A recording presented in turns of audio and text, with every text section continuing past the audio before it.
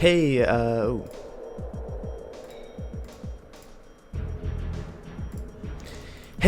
I just wanted to just tell you a story about my experience in university with all the different programs, and eventually my return to the GFP program and my meeting of Dan Harmon. So yeah, basically I was in university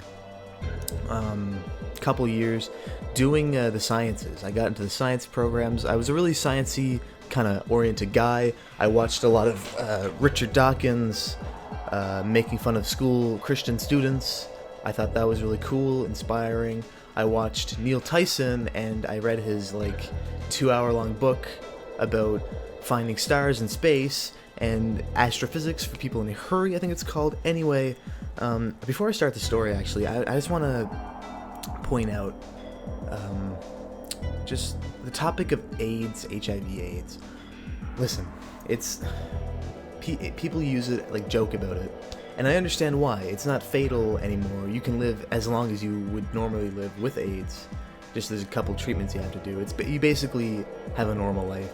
But people often use the fact that now it's not really that bad of a disease to almost, I don't know, as the butt of a joke in a lot of comedy about gay people, and I think that should stop. Anyway, I'll get into that later. Anyway, I was doing the science program at King's University, and I liked it. There's a lot of stuff going on for the first year. Second year, some weird stuff started happening, doing weird scientific experiments with slime. The professors would try to do these anesthetic experiments where they put me under anesthetically and I'd wake up and my belt buckle was undone. I don't know what that was about, but it was kind of interesting. I had just professors making me dress up in this horse riding outfit, that horse riding outfit. I think the lab I was doing, they didn't use lab coats. It was these tight leggings and boots that went up almost to the knee, and one of those whippy things that you get for riding the horse.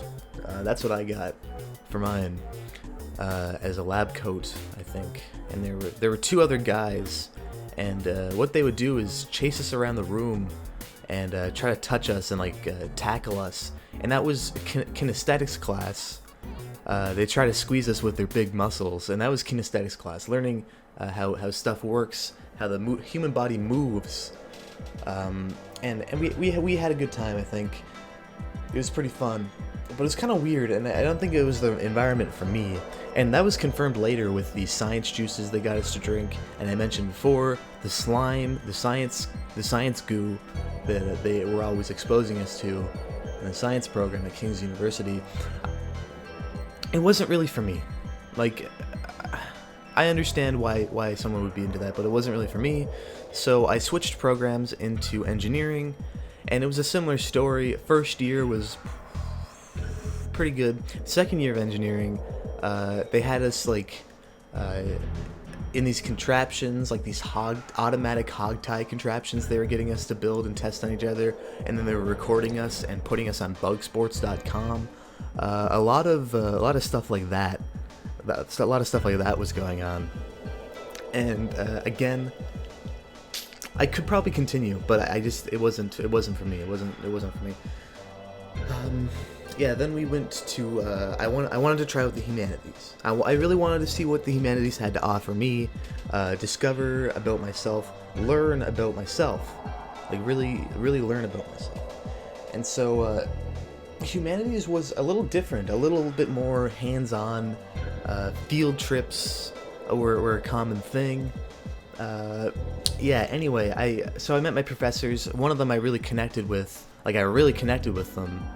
I don't think I've connected any closer with any other professor in my life. Anyway, he was telling me all these things about how he has a lot of money for me. He just wants me to hang out with him on Saturdays. A lot of the stuff like that. And he said This is the only way you get your credits. If you want your credits, you gotta do this, blah, blah, blah, blah, blah. So I'd help him at home with some research, just like human behavioral research and trying out different thought experiments. He was telling me like stuff like maybe put your finger up your butt, because like it's not gay or anything, and it's not not to be homophobic, but it's not a gay thing. And even if it was a gay thing, it wouldn't be that bad. It's not that bad a thing. It's not even bad at all. There's no moral judgment there. You just put your finger in your butt. It's just like a pleasure thing. And I told him, like, I get your reasoning, and that's fine, but there's just I can't do that. I can't do that for myself. And basically this progressed to him trying to convince me to go on the Gay for Pay program. And I was interested. Field trip. Basically, I accepted. I said, sure, I'll go for the Gay for Pay program. He said that's a good way to get 18 credits. So yeah, I said, why not? For 18 credits for free. It's basically a bursary program, and they send you to this island.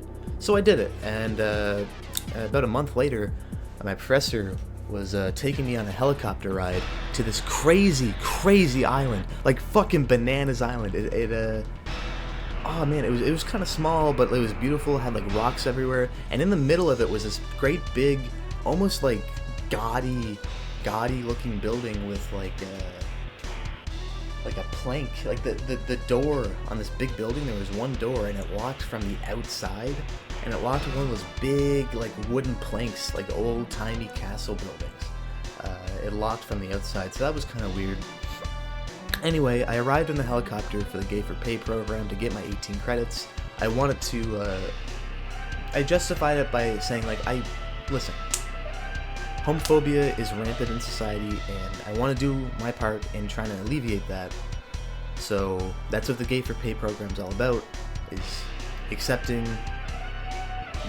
that stuff and showing other people that it's normal and healthy and it's just regular people. So I of course I agree with that. Of course I agree with that. So I went down to the island.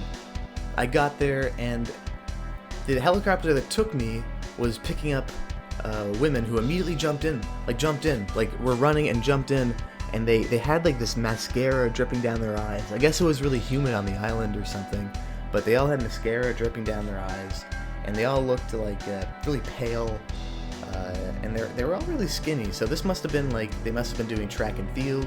They must have been, I don't know, doing something along those lines, something physical. In humid weather, that's got to be tough. So I guess they're getting back to get hydrated or whatever. Anyway, my professor took them in the helicopter back to the island, or back home, and I stayed on the island. This guy, what's his name?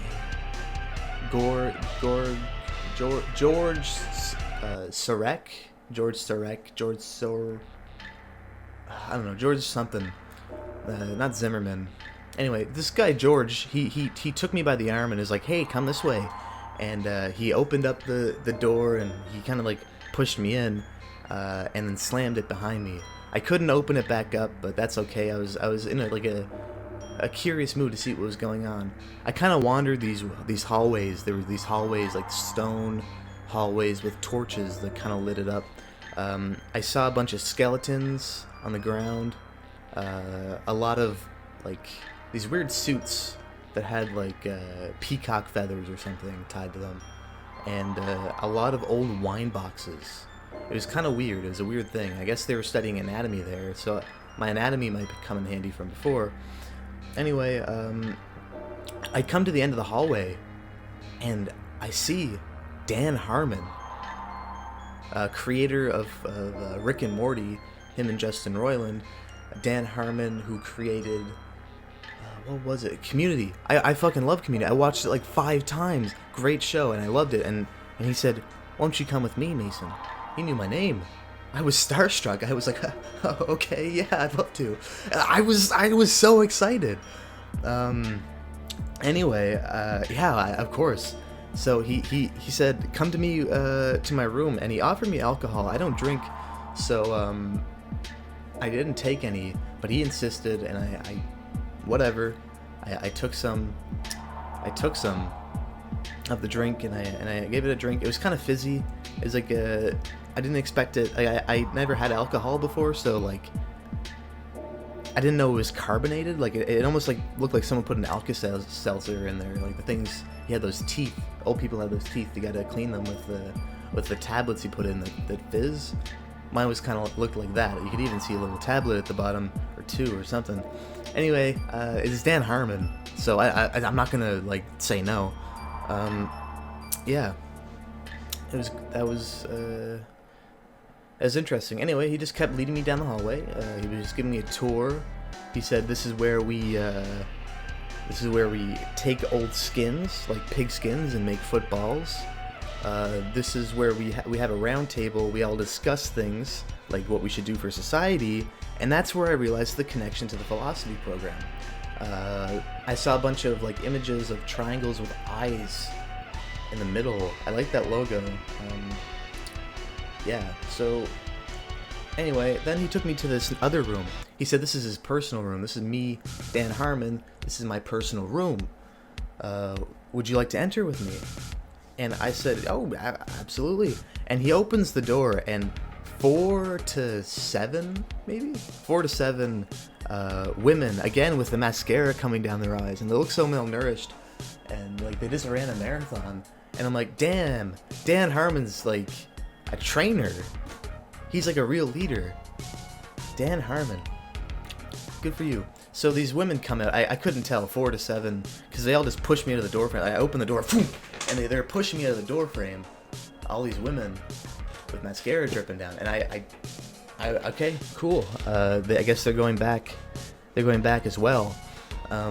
So I entered the door with Dan Harmon, and I guess they found something they really liked. Those women, they found something that they really were excited about, because I heard a bunch of screams, like I heard a bunch of screams at the end of the hallway, and that's great. That's great. I'm glad that they found something that they really enjoyed and were really excited to see. Anyway, so I get in the room with Dan Harmon, and I start to get a little dizzy, I start like, getting like a fainting spell. I don't know what's going on. Maybe it's just because I was so starstruck that I saw Dan Harmon. Maybe it was something along those lines, but I started like getting dizzy. And it's like basically the same way I felt in my science courses when they're trying the anesthetic experiments, where I woke up with my belt off. I was getting a similar feeling, a little woozy, and so eventually I just felt so embarrassed that I'm so woozy around Dan Harmon, my Lord and Savior Dan Harmon, and then I had to give in. Like I'm so tired at this point. I just gave in and collapsed. Yeah, and then I woke up to the sound of a helicopter coming to the island, and I was outside on the ground, completely naked. I don't know what that was about, but basically this girl with like a microphone on her ear and a clipboard gave me these spandex pants that said "Juicy" on them. These juicy pants. I can't tell if it was the front or the back. I put the "Juicy" on the front side. Apparently they got on the back. I got made fun of on the plane for that. And I got back on the plane and went back to university. Too bad I couldn't say anything to Dan Harmon. Too bad I couldn't say goodbye. Like I really wanted to like have a chat with Dan Harmon, but that's all the interaction I got with him. So I got back to university. I went my philosophy course. This is on the weekend, so on Monday I went back to my philosophy course, and I was given a medal for doing good philosophizing. I was given I was told, "You're officially now a Marxist," and I was like, I don't know what Marxist means, but I'm glad to be it. It sounds prestigious, it sounds cool, it sounds like French intellectual. Fuck yeah. I'm now a Marxist. I got my medals. I got a bunch of medals. What was the other? Oh yeah, and I got 18 credits. Like 18 credits. That's significant. That's good. and all I had to do was just like see my like Dan Harmon. Like that was great. So I would recommend the GFP program, the Gay for Pay program. You can smash homophobia, earn some credits, earn some medals, and just have an interesting experience. I think it's a great learning opportunity for anyone in the humanities. Yeah, thanks. Really consider it. Really consider it.